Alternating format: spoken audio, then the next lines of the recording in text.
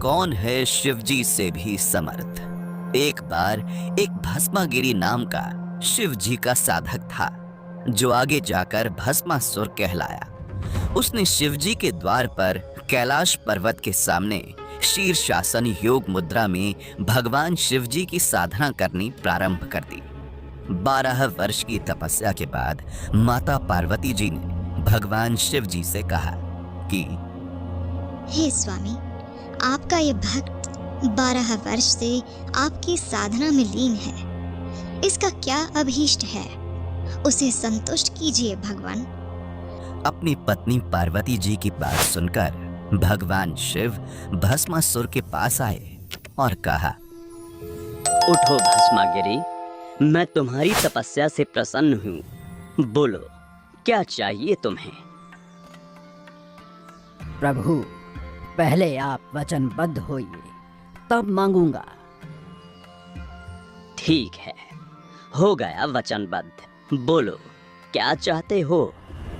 भस्मागिरी ने अपनी शीर्षासन योग मुद्रा त्यागी और सीधा खड़ा होकर बोला,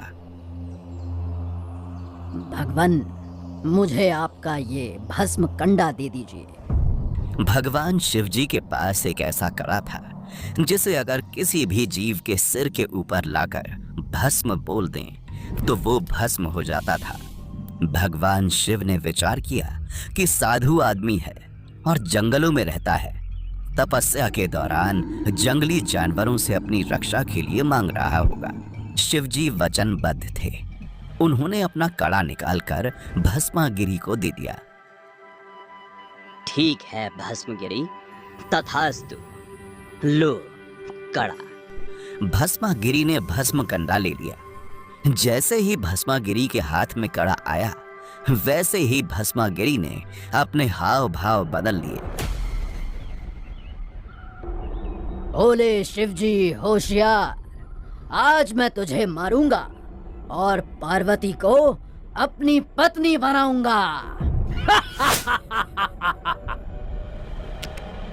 भगवान शिवजी डर गए और अपनी जान बचाने के लिए वहां से भाग निकले। भस्मागिरी भी शिवजी को मारने के लिए उनके पीछे पीछे दौड़ पड़ा। दोनों अपनी पूरी गति से भाग रहे थे। भगवान शिव ने जब देखा कि आज तो मेरी जान जाएगी, तब उन्होंने परमात्मा को याद किया।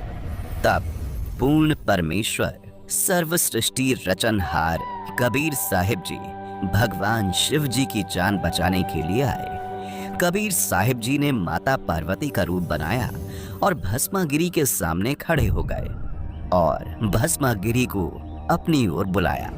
भस्मागिरी ने सोचा, चलो पहले पार्वती से मिल लेता हूँ, शिव तो वैसे भी यहाँ नहीं आने वाला। कहाँ भागे जा रहे हो ऋषि जी? रुक जाओ, दो बात कर लो।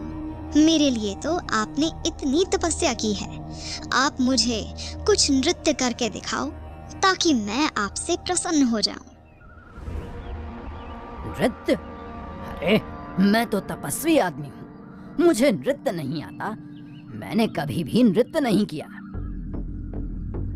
कोई बात नहीं ऋषि जी, मैं आपको सिखाती हूँ नृत्य कैसे किया जाता है। पार्वती रूप में परमात्मा कबीर साहिब नृत्य सिखाने का नाटक करने लगे। नृत्य सिखाने के दौरान जैसे ही भस्मागिरी का भस्म कंडे वाला हाथ उसके खुद के सिर के ऊपर आया, तभी पार्वती रूप में परमेश्वर ने कहा, भस्म। इतना कहते ही भस्मागिरी वहीं भस्म हो गया और कड़ा तथा राख शेष बची। पार्वती रूप में कबीर परमात्मा ने कड़ा उठाया और विष्णु भगवान का रूप बना लिया। विष्णु भगवान रूप में कबीर परमात्मा कड़ा लेकर शिवजी के आगे कुछ दूरी पर खड़े हो गए।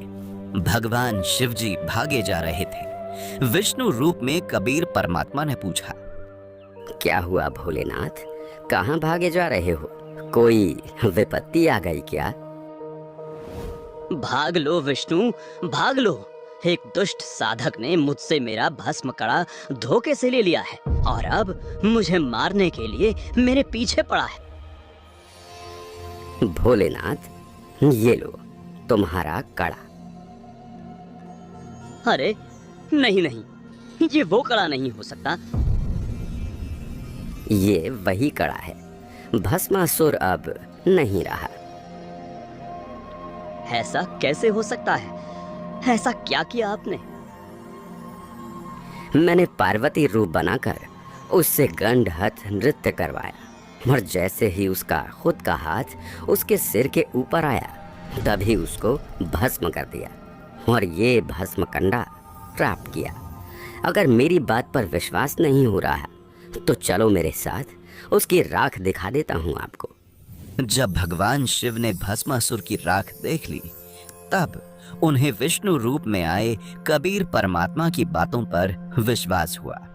राख देखने के बाद मृत्युंजय, अविनाशी, सर्वेश्वर तथा अंतर्यामी कहलाने वाले भगवान शिव की धड़कनें धीमी हुई, जिससे सिद्ध होता है कि वे अविनाशी नहीं है।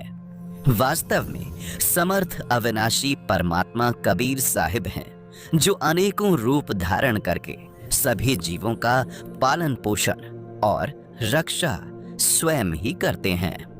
ये अनमोल ज्ञान जगत गुरु तत्वदर्शी संत रामपाल जी महाराज के सत्संगों का अंश मात्र है। संपूर्ण आध्यात्मिक ज्ञान के लिए सुनिए संत रामपाल जी महाराज के मंगल प्रवचन। आप संत रामपाल जी महाराज जी के मंगल प्रवचन संत रामपाल जी महाराज एप्लीकेशन पर भी सुन सकते हैं तथा उनके द्वारा लिखी पुस्तकें भी डाउनलोड कर सकते हैं। इस वीडियो को देखने के बाद आपकी क्या राय है कमेंट में जरूर बताएं। ऐसे ही और वीडियो देखने के लिए हमारे चैनल को सब्सक्राइब करें और वीडियो को ज्यादा से ज्यादा शेयर करें। धन्यवाद।